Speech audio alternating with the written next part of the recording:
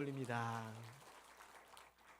오늘 말씀은 골로새서 3장 14절입니다. 우리 같이 봉독하겠습니다. 이 모든 것 위에 사랑을 더하라. 이는 온전하게 매는 띠니라. 아멘. 자, 음식 얘기 좀 하겠습니다. 제가 지금 얘기하는 것 중에서 한번 좀 보세요. 잘 들어보세요. 배가 고팠습니다. 먹을 것이 없어서 보니 라면을 끓여야 되겠다는 생각이 듭니다. 그래서 돈을 챙겨서 옷을 입고 앞에 있는 슈퍼에 가서 내가 평소에 먹고 싶었던 라면을 사서 집으로 가지고 와서 예쁜 냄비에 물을 잘 적당하게 따라서 팔팔 끓인 후 라면을 뜯어 면을 넣고 계란까지도 하나 퐁당 넣어가지고 끓였습니다. 그런데 먹다 보니 맛이 없습니다. 왜 그럴까요? 정답입니다. 아니, 이렇게 어려운 걸 어떻게 맞추셨죠? 자, 그러면 두 번째 문제. 저녁 때는 비빔밥을 해 먹어야 되겠다 생각이 들었습니다. 그래서 집에 보니 호박이 있어서 송송송송 썰어서 이렇게 살짝 데치고 시금치도 있고 콩나물도 있고 뭐도 있고 해서 나물들을 우물쭈물하게 한 다음에 아이고 고기 가른 게 있네요. 고기 가른 것도 간장에 달달달 참기름 넣어가지고 볶았습니다. 그래 밥도 넣어가지고 이렇게 한 다음에 참기름을 둘러서 비벼서 먹는데 맛이 없습니다. 왜 맛이 없을까요? 아하, 아니 이렇게 어려운 거를. 오늘 설교가 이 이야기입니다. 라면 스프와 고추장 이야기입니다. 이거를 오늘 본문에 보면 제목에 보면 사랑의 띠 그랬는데 사랑이다 생각하시고 오늘 이야기를 들으시면 설교가 너무 쉬울 겁니다.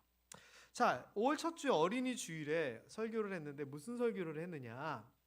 제자들이 아이들을 데리고 오는 부모들을 막 뭐라 합니다. 아유 무슨 애들까지. 그랬더니 예수님이 제자들에게 막 나무라지요. 그러면서 하는 얘기가 이 아이들과 같지 않으면 천국을 소유하지 못한다라고 얘기를 합니다. 그래서 이 아이들과 같아야 된다 해서 어린아이에게 배워야 된다 이렇게 말씀을 전했지요. 그래서 아이들과 같은 순수한 믿음, 부모와 하나님에 대해서 절대적으로 의지하는 마음, 그리고 말씀하시면 머뭇거리지 않는 그 행동, 이런 것들이 어린아이의 특성이니 우리도 아이들처럼 이렇게 해야지 언제나 천국을 누릴 수 있습니다 라고 설교를 했었습니다. 그리고 두 번째 주일 어버이 주일에는 제목이 약속이 있는 첫 계명이었습니다. 그러면서 아주 중요한 단어 하나를 말씀드렸죠. 티마오라고 하는 단어를 통해 부모를 공경하라라고 했을 때 이 공경이라고 하는 의미가 가치를 제대로 매긴다라고 하는 뜻이라는 것이죠. 그래서 나이가 들었다고 힘이 없다고 부족하다고 가치를 낮춰서 함부로 대하지 말고 우리 어버이로서 공경하고 그 가치를 인정해 드려라. 이것이 성경의 의미다라고 설명을 드렸습니다. 게다가 이게 하나님께서 명령하신 거기 때문에 명령에 순종해야 되는 거고 그냥 명령도 아니라 약속이 있기 때문에 이 명령대로 행하면 우리에게 큰 복이 생겨서 장수하고 형통하게 될 것이다. 이렇게 말씀을 전했습니다. 그리고 지난 주일에는 사도 바울이 디모데를 가르치고 이 디모데에게 주변에 충성되고 믿을 만한 사람들에게 또 가르치면 그 사람들이 또 다른 사람들을 가르칠 거다라고 얘기하면서 배움이 이어져 나가는 연결고리에 대한 이야기를 하면서 내가 지금 여기 서 있기까지 나를 위해 헌신하고 도와주시고 이끌어 주신 분, 내 앞서서 나를 가르쳐 주신 분들에 대하여 감사합시다 라고 이야기를 하면서 거기에만 그치는 것이 아니라 내가 받은 것 우리 다음 세대에도 잘 물려주는 나의 스승이 있었듯이 나도 그들의 스승이 돼야 됩니다. 이렇게 말씀을 전했습니다.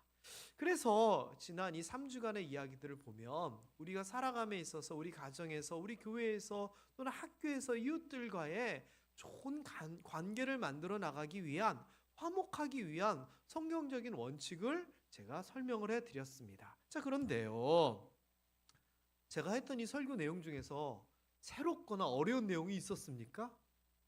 아닙니다. 다 아는 내용들이었습니다. 사실 이 말은 뭐냐, 우리가 성경에 있는 이런 내용들을 잘 알지만 깨닫기도 하지만 그렇게 행한다는 것이 절대 쉽지만은 않더라라고 하는 겁니다.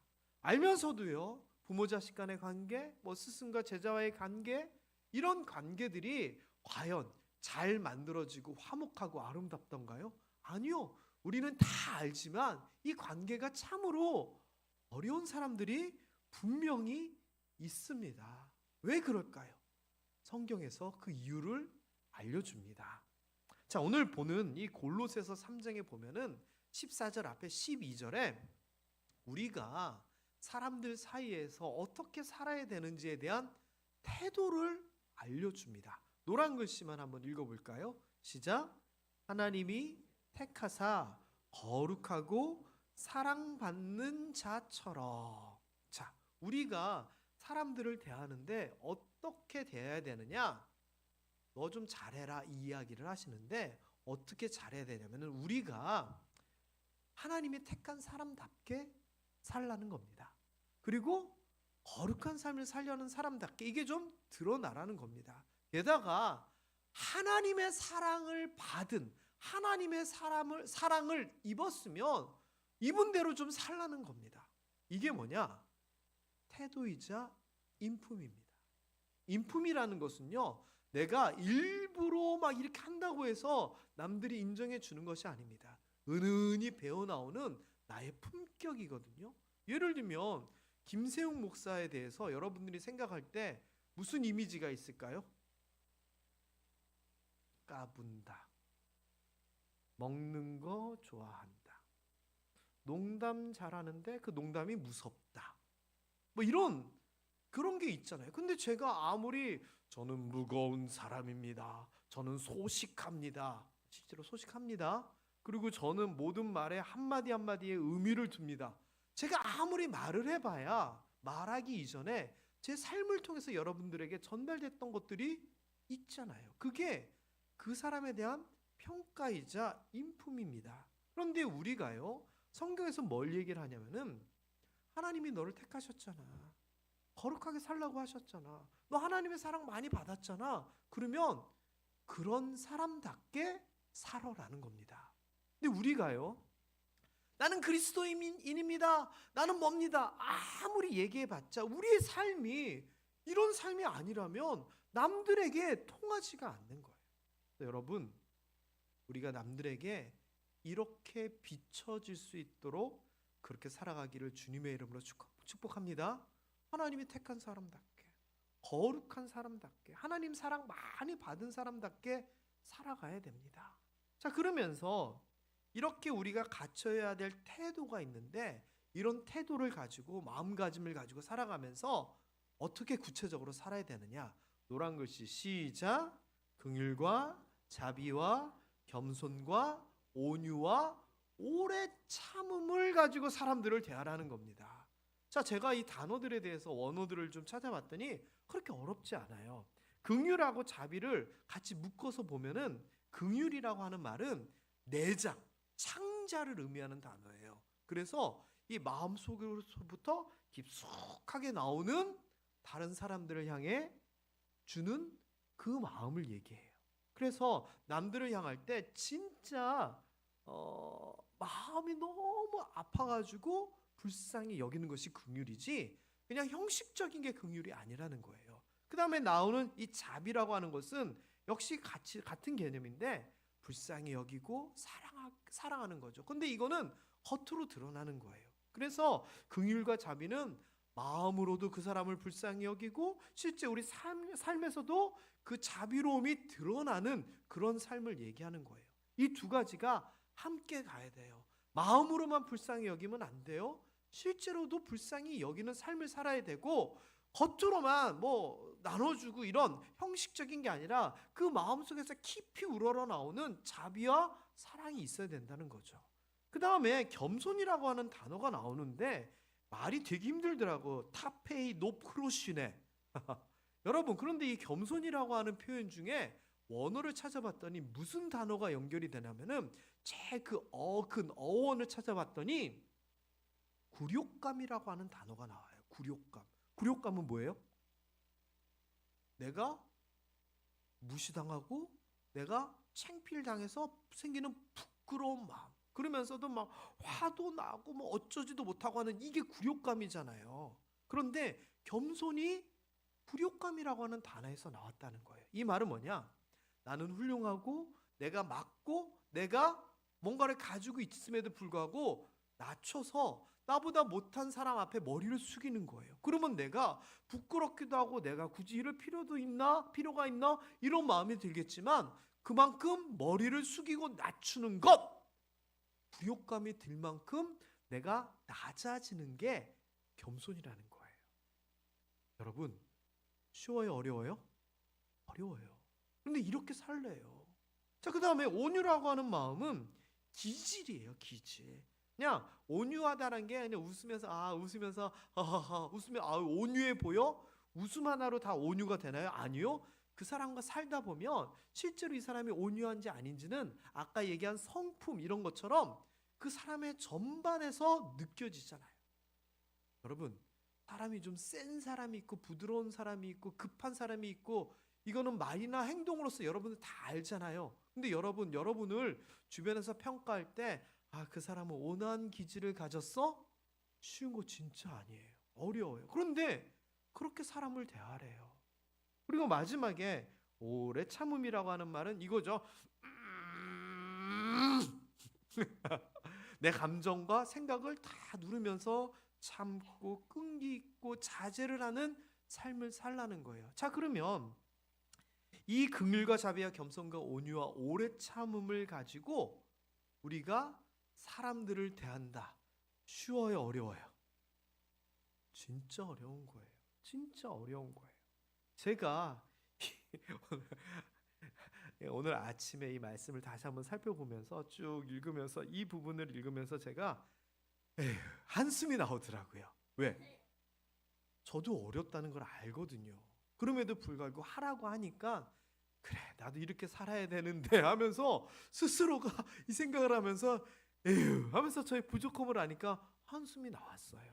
여러분 이렇게 살 수 있게 되기를 주님의 이름으로 축복합니다. 자, 그렇다면 이렇게 산다는 게 쉬운 일이 아니잖아요. 그래서 오늘 이 성경 구절에 보면 이런 것들을 아주 적절하게 표현하는 단어가 나오는데 그게 뭐냐? 옷 입고라고 하는 단어예요. 옷 입고. 옷은 내 몸이에요? 내 몸 아니에요? 생각해보세요. 옷이 내 몸이에요? 내 몸 아니에요? 내 몸?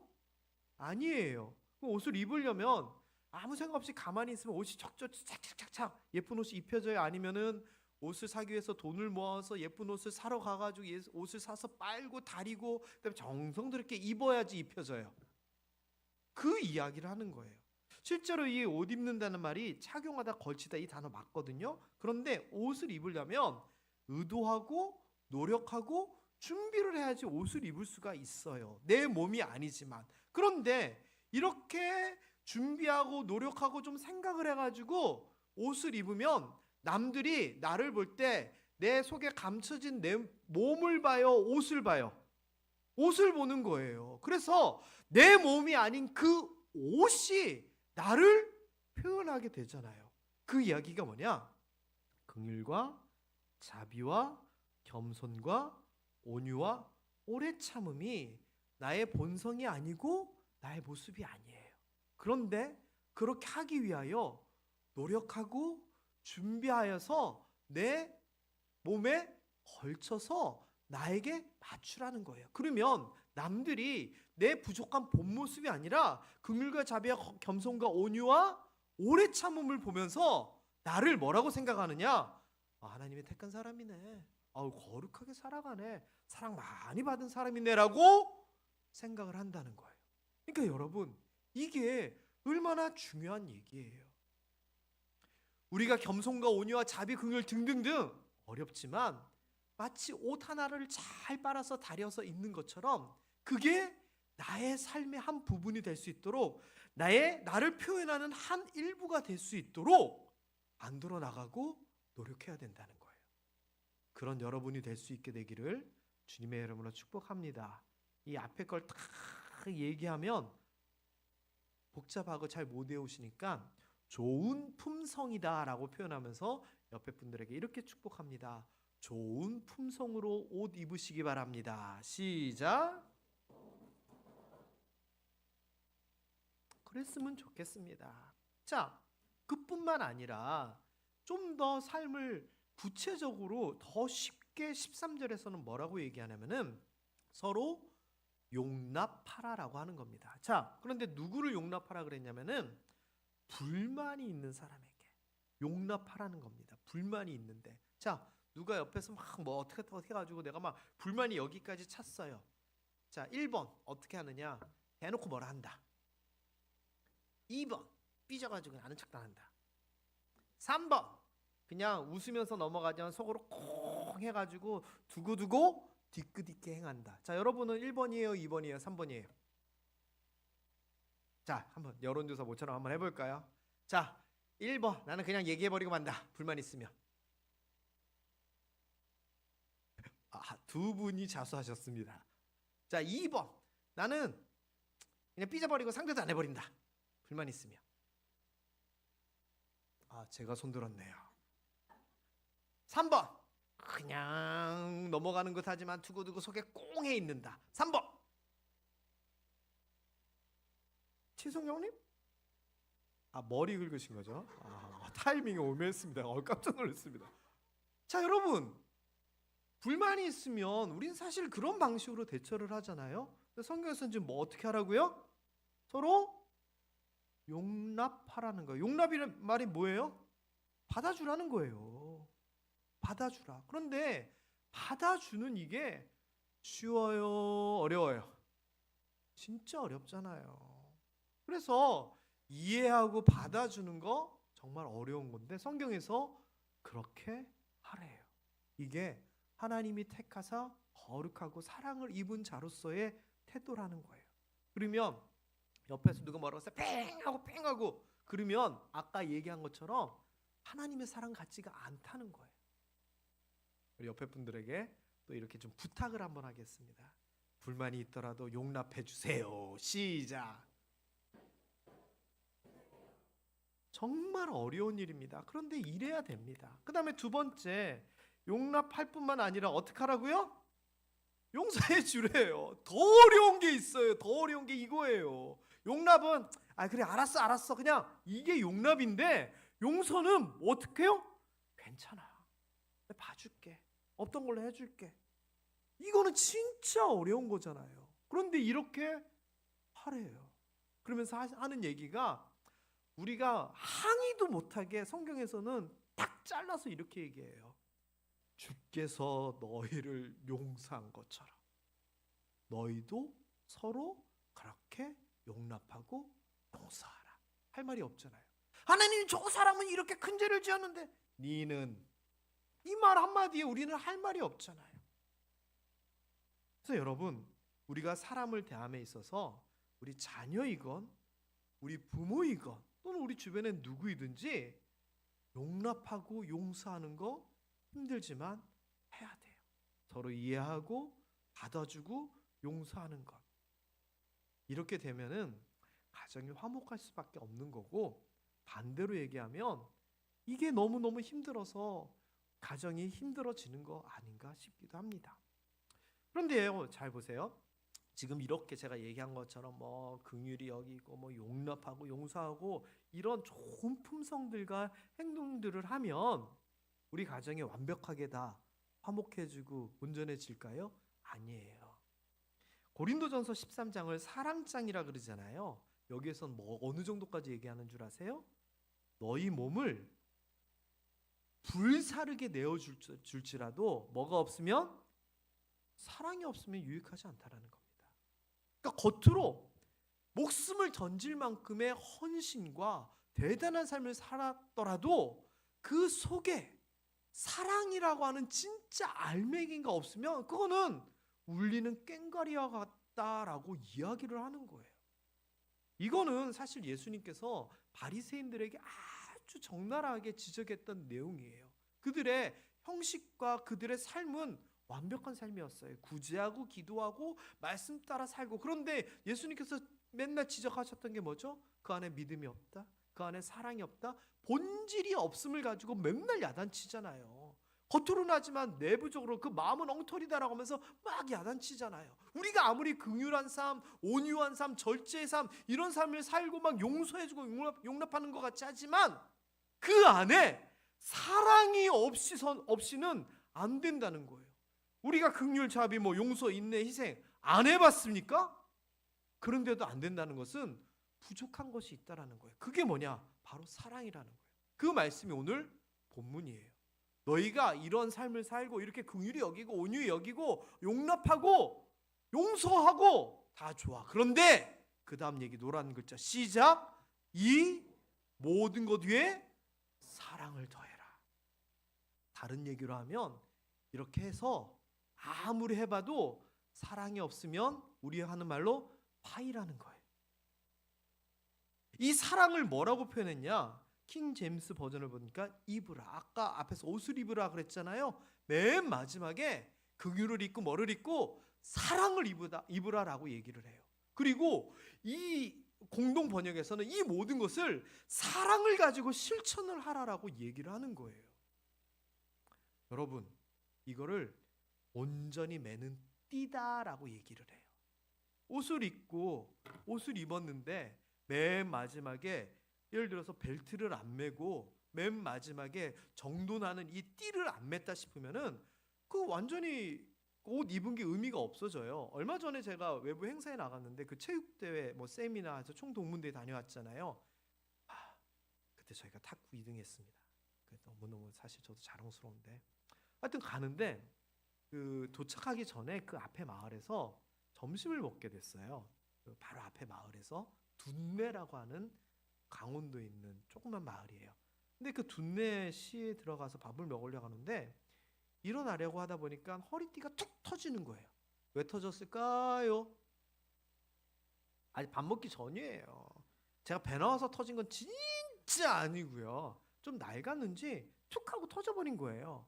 그래가지고 보니까 이거 안 되겠더라고요. 그래서 어쨌거나 내가 대충 이렇게 매무새가고 밥을 먹었는데 계속 허리띠가 헐렁하고 이렇게 안 되니까 바지가 흘러내리는 거예요. 그러면 조금 있으면 이렇게 하고 조금 있으면 이렇게 하고 아주 그렇더라고요. 그래서 안 되겠다 싶어서 이제 위에 세미나도 참석해야 되고 행사도 참석해야 되고 그러는데 허리띠를 사야겠다 생각하는데 그 둔내 시대를 2바퀴를 도는데 파는 데가 없어요.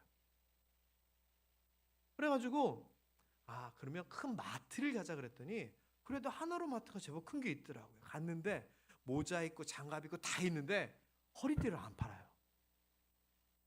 그래가지고 막 생각을 하는 거죠. 이걸 어떻게 해야 되지? 내가 지금 여기서 2박 3일 동안 있어야 되는데 허리띠를 여벌로 갖고 오는 사람은 없을 거고 내가 맨날 이렇게 들면서 다닐 수는 없고 그래가지고 밖에 나가가지고 동네를 한 바퀴 더 돌았어요. 여자 옷가게밖에 없는데 거기서도 안 팔죠 당연히. 그래가지고 어떻게 하지 고민하다가 일단 시간이 촉박하니까 행사하는 대로 가야 되겠다라고 하면서 그 마을을 벗어나는데 마을 끝에 그냥 큰 새로 생긴 마트가 하나 있는 거예요. 그래서 갔더니 세상에 벨트가 10가지는 더 있더라고요. 그래서 거기서 사가지고 다행이다 하면서 벨트를 매는데 세상에 태어나서 허리띠 매면서 그렇게 감사한 건 처음이었어요. 진짜로요. 허리띠 매면서 감사하더라고요. 여러분 아무리 남자가 양복을 잘 빼입어도요 마지막에 허리띠 안 매면은 그날 하루 종일 이러고 다녀야 되는 거예요. 옷의 완성이 안 되는 거예요. 여자들의 옷의 완성은 뭐예요? 여자분들은 뭘까요? 제 생각에는 죄송합니다만 젊은 아가씨들은 향수 같아요. 향수. 옷 다 입고 막 하고 맨 끝에 칙칙칙칙 뿌리면서 마무리를 짓고 가잖아요. 그런 것처럼 그 모든 것을 잘 완성시키는 가장 중요한 것이 있는데 사랑이 이 모든 것을 온전하게 자리 잡게 하고 온전하게 발휘하게 하는 그 띠더라라고 하는 거예요. 우리 속담으로 너무 적절한 속담이 있어요. 구슬이 서말이어도 꿰어야 보배다. 아무리 우리가 좋은 품성이 있고 노력한다고 해도 사랑이 없으면 그거의 진가가 드러나지 않는 것처럼 구슬도 많으면 뭐합니까? 실로 꿰야지 목걸이가 되고 뭐가 될 거 아니에요. 그 이야기를 지금 하고 있어요. 그래서 긍휼, 자비, 온유, 용서들이 제자리에서 뭔가를 발휘하려면 사랑이 이 모든 것을 커버하고 받쳐주고 밀어줘야 되더라 라고 얘기하는 거예요. 그래서 사랑 없는 긍휼, 사랑 없는 용서 아니라는 거예요. 여러분, 옷을 다 입고 허리띠를 메어 마무리하듯이 우리의 품성과 덕목을 다 아울러서 완성시키는 것이 사랑이다라고 하는 거 여러분들이 꼭 깨달았으면 좋겠습니다. 그래서 자녀들을 대할 때, 부모를 대할 때, 가족을 대할 때 예의를 차리고 좋은 품성을 가지고 대하는 것도 중요하지만 사랑이 빠지면 안 된다는 거예요. 여러분, 가족들 가운데 뭔가 삐걱거리고 불편한 거 있어요? 그러면 사랑하긴 사랑하지 이거 말고요. 진짜 내가 사랑하기 때문에 용서하고 용납하고 불쌍히 여기고 참아주고 이래야 되겠구나. 마음가짐을 한번 다시 해볼 수 있게 되기를 주님의 이름으로 축복합니다. 자, 그런데 제가 말하고도 힘들잖아요. 어떻게 미워 죽겠는데 뭐 사랑하라? 예수님이니까 가능하죠. 그렇잖아요. 그런데 걱정하지 마세요. 이 사랑 우리가 억지로 만들어낼 필요가 없어요. 왜? 요한일서 4장 19절 시작. 우리가 사랑함은 그가 먼저 우리를 사랑하셨습니다. 아까 얘기도 주가 우리를 용서한 것처럼 용서하라 그러잖아요. 사랑도 마찬가지예요. 하나님이 먼저 우리를 사랑하셨으니 우리는 받은 사랑을 흘러 넘치게 다른 사람들에게 보내는 거예요. 그래서 아까 골로새서 3장 12절에 보면 이 표현이 나와요. 사랑을 입은 자처럼. 사랑을 입었으니 이 사랑을 우리가 내가 만들어내는 사랑이 아니라 흘러보내라는 거예요. 이거는 억지로의 사랑이 아니에요. 내가 하나님의 사랑을 제대로 안다면 그 마음을 가지고 대하면 사랑이 되지 않을까요? 절대 내가 만들어내는 거 아니에요. 여러분이 받은 것을 흘러보내는 거예요. 아이를 안으신 예수님의 사랑, 자녀를 위해서 눈물 흘리는 부모님들의 사랑, 또 그리고 제자를 위해서 감옥에 있었던 사도 바울과 같은 이런 사랑, 그 시작이 어디냐? 하나님이 먼저 사랑함을 통해서 우리에게 전해지고 시작됐다는 거. 이게 중요해요. 그래서 여러분, 우리가 미워하는 사람, 껄끄러운 사람, 그런 가족들, 사람들이 있거든. 이렇게 기도해야 돼요. 하나님, 용서하게 해주세요. 안 돼요. 용서 잘 못해요. 그 앞에 한 구절을 넣어야 돼요. 하나님처럼 용서하게 해주세요. 하나님, 미워 죽겠는데 사랑하게 해주세요. 안 돼요. 하나님, 미워 죽겠는데 하나님처럼 사랑하게 해주세요. 이 말을 넣어야 돼요. 이 말은 나는 못하지만 하나님이 하셨으니 라고 하는 의미가 담겨 있는 거예요. 여러분, 그렇게 기도하고 그렇게 마음먹음을 통하여 하나님의 사랑이 여러분들을 통하여 여러분의 가족들에게, 이웃들에게, 주변에 퍼져나갔으면 좋겠어요. 게다가 이렇게 사랑한다는 것이 단순하게 형식적으로 사랑하는 것을 의미하는 게 절대 아니에요. 베드로전서 4장 8절에 보니까 한번 읽어볼까요? 시작. 무엇보다도 뜨겁게 서로 사랑할지니 사랑은 허다한 죄를 덮느니라. 그 사람이 나한테 죄 지었어요. 그러면 죄 문제 다 해결하고 사랑하느냐? 아니에요. 사랑하면 죄가 덮어진다는 거예요. 여러분 주변에 껄끄러운 사람, 그 관계가 해결되고 나서 아니에요. 사랑하면 해결된다 그러거든요. 게다가 이 사랑을 하는데 어떻게 사랑하라 그래요? 뜨겁게 사랑하라 그러잖아요. 여러분이 딱 그렇게 했으면 좋겠습니다. 올 가정의 달을 지내면서 우리가 우리의 가정과 이웃과 교회에 거기에서 정말 아름답고 화평한 삶을 살기를 원한다면 성경에서 말하는 좋은 품성과 덕목들을 가지고 그들에게 대했으면 좋겠습니다. 그냥 대하는 것이 아니라 실제로는 굉장히 노력을 해야 되겠지요. 하지만 그 노력만으로 끝나는 것이 아니라 여러분 마음속에서 진짜 사랑이 샘솟아서 하나님께서 주신 사랑이 샘솟아서 사랑을 담아서 불쌍히 여기고 사랑을 담아서 용납하고 사랑을 담아서 참아주는 이런 삶을 살았으면 좋겠고요. 그렇게 여러분이 살아감을 통하여서 여러분 때문에 여러분의 가정과 주변이 정말 하나님께서 주시는 평화를 누릴 수 있게 되기를 주님의 이름으로 축복합니다. 그래서 여러분의 삶의 모든 것이 사랑의 띠로 잘 잘 메어지고 정리되어서 그 모든 것들이 아름답게 자리 잡고 아름답게 여러분 삶 가운데서 누려졌으면 좋겠습니다. 우리 옆에 분들에게 이렇게 인사하면서 오늘 설교 말씀 마무리 짓겠습니다. 주 안에서 사랑합니다.